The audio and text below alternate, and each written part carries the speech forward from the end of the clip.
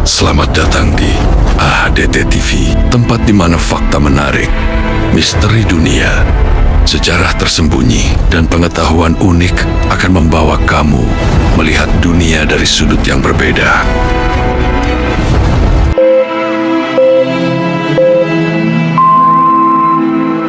Halo semuanya, pernah nggak sih kamu lagi duduk santai terus buka berita dan tiba-tiba ngerasa, wah kok kayaknya terlalu banyak hal buruk yang terjadi barengan ya? Ada perasaan cemas yang terus-terusan muncul, ngerayap gitu aja tiap hari. Seolah-olah dunia kita ini lagi meluncur kencang ke arah yang gelap dan gak terduga. Kalau kamu ngerasa gitu, tenang aja, kamu sama sekali nggak sendirian. Jutaan orang ngerasain kecemasan yang sama persis. Nah, di bedah materi kita kali ini, kita bakal coba menginvestigasi sumber-sumber yang menantang kita buat berpikir lebih kritis soal realitas di sekitar kita. Yuk, langsung aja kita selami bareng-bareng. Jadi, pertanyaan mendasar dari materi yang kita bahas hari ini tuh gini, apakah semua ini benar-benar cuma kebetulan? Apakah rentetan peristiwa buruk yang bikin kita ngerasa dunia ini kayak mau runtuh itu cuma, probabilitas acak dari alam semesta? Atau jangan-jangan ada sesuatu yang lebih besar nih, semacam pola tersembunyi yang nggak banyak disadari orang? Di eksplorasi kali ini kita nggak bakal langsung lompat ke kesimpulan kok. Kita justru bakal ngeliat gimana sejarah, psikologi, dan derasnya arus informasi modern itu saling tumpang tindih bikin realitas yang kita jalani sekarang. Perang, krisis ekonomi, cuaca ekstrem, konflik sosial. Bayangin aja, denger daftarnya aja udah bikin pusing kan? Wajar banget. Soalnya, itulah realitas dari banjir informasi 24 jam sehari, 7 hari seminggu, yang terus-terusan ngebombardir layar gawai kita. Hal-hal masif ini tuh terjadinya nyaris barengan loh. Harga-harga pada naik, tensi geopolitik memanas, bumi makin panas, dan orang-orang di sekitar kita jadi gampang banget berantem. Kita ini ibaratnya lagi ditenggelamkan sama volume kekacauan modern. Bener-bener kayak nggak dikasih jeda buat sekedar narik napas.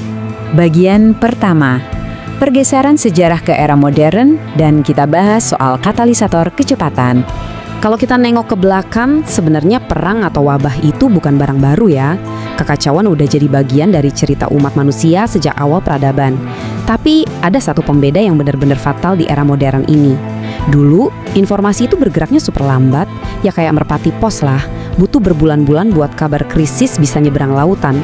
Jadi masyarakat punya waktu buat mencerna. Lah hari ini, satu dunia bisa panik berjamaah cuma dalam hitungan menit lewat layar di genggaman tangan kita. Algoritma sekarang emang dirancang sedemikian rupa buat mastiin rasa takut itu menyebar jauh lebih cepat daripada fakta. Poin krusialnya tuh ada di keterhubungan kita yang luar biasa ekstrim saat ini. Bayangin, satu konflik yang benar-benar terlokalisasi di satu ujung dunia aja bisa langsung ngancurin rantai pasokan dan bikin ekonomi global ketar-ketir. Terus satu berita, entah itu akurat 100% atau enggak, bisa mencabla belah jutaan orang cuma dalam semalam.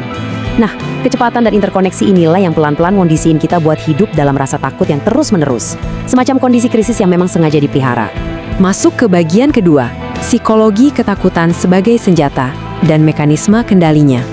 Oke, kita pelanin dikit temponya di sini ya, soalnya kita lagi nginvestigasi senjata tak kasat mata dari misteri ini, yaitu psikologi kita sendiri.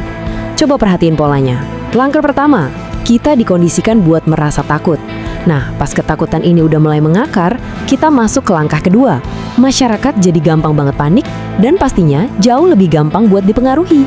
Terus sampailah kita di langkah ketiga yang paling kritis nih. Orang-orang yang udah ketakutan ini biasanya bakal dengan sukarela nyerahin kebebasan mereka demi ilusi keamanan.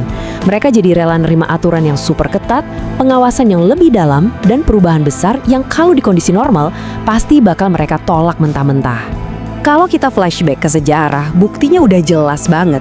Perubahan monumental di dunia ini hampir selalu lahir dari rahim krisis yang ekstrim. Ambil contoh Perang Dunia Kedua, itu kan ngubah peta politik selamanya dan ngebentuk institusi global baru kayak PBB.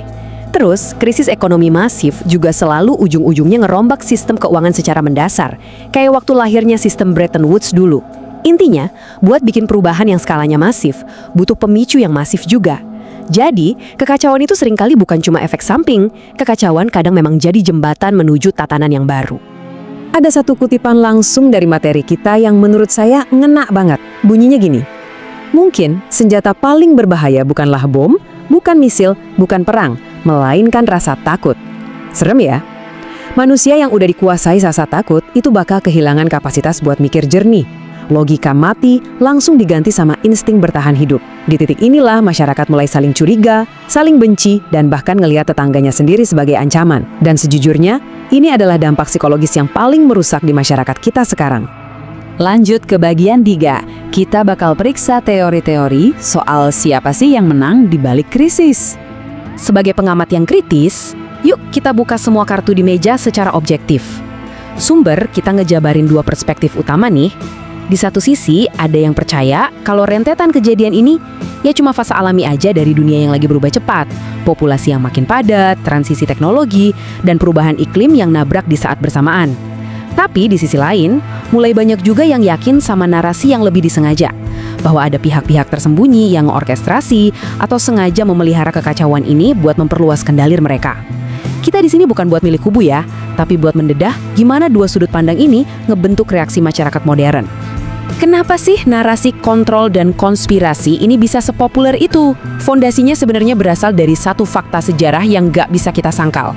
Di balik setiap krisis, selalu ada pihak yang muncul jadi jauh lebih kuat. Entah itu perusahaan raksasa multinasional yang malah ngeraup untung gila-gilaan pas krisis ekonomi, atau entitas politik yang dapat kekuasaan absolut gara-gara status darurat nasional. Buat beberapa pihak, kekacauan itu emang selalu berfungsi sebagai tangga buat naik ke puncak kekuasaan. Ini dinamika kekuasaan paling dasar yang terus berulang dari zaman peradaban kuno sampai sekarang. Bagian 4, kebenaran di tengah manipulasi dan apa sebenarnya bahaya yang paling nyata. Nah, setelah bahas soal rasa takut dan teori-teori kendali tadi, kita sampai di ancaman yang benar-benar mengintai kita tiap hari. Bahaya terbesar dari era informasi ini sebenarnya adalah hancurnya kebenaran objektif. Kutipan ini ngerangkum semuanya dengan tajam banget.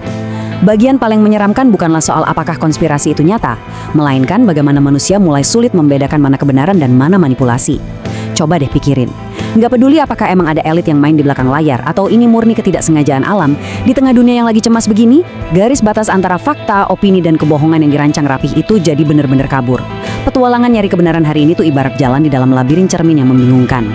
Terus apa dong efek sampingnya? Fragmentasi total. Ketika udah nggak ada lagi kebenaran universal yang disepakati bareng-bareng, semua orang mulai cuma percaya sama versi kebenarannya sendiri-sendiri. Masyarakat terpecah ke dalam gelembung-gelembung kecil yang kerjanya cuma saling teriak tapi nggak ada yang mau dengerin. Terpecahnya kita ini bikin kita jadi super rentan loh.